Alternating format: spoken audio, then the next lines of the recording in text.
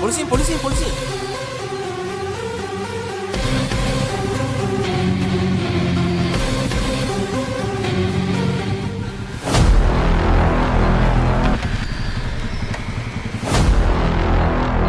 දැන් මේකේ 3 දෙනෙක් ආවනේ. ඔව් සර්. නෑ සර් නෑ. කෝ අනිත් එක? එයා බැස්සා. කට නෑ සර් අපි දෙන්න විතරයි ආවේ. බීලා නේද ඉන්නේ? අම්මට එපා කියද්දි උදේට ඒකක් හදලා දුන්නා සර්. ඒකේ විලා ගෙදරින් බැස්සා විතරයි මුන් ටික බාර කරලා ගියා අද බොමු කියලා. නෑ බොරු කියන්නේ සර්. ඔව් සර් මු බොරු කියන්නේ. මොකද්ද බොරුව? ඒක මුගෙන් තමයි අහන්න වෙන්නේ. මන් දන්න බොරුවක් නේ. එහෙනම් දැන් කිව්වේ මොනවා කියලාද? බොරු කියන්නේ කියලා? මම නෙමෙයි මූ. ඒක තමයි මූ.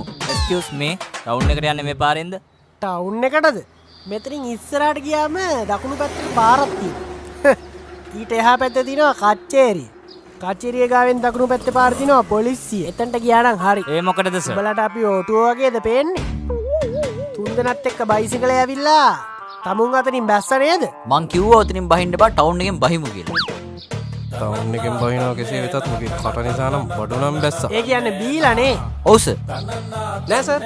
අයියෝ නෑ සර්. පොඩ්ඩක් ඉන්නවා.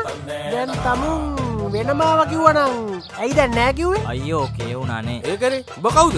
ඇයි උඹට බඩුද? මේ ජකා බං. සාමාත්‍යා ඇත්තටම 3 දෙනෙක් ආවා කියලා දැක්කද? ඔව් බං. මං දැක්කනේ 3 දෙනෙක් එනවා.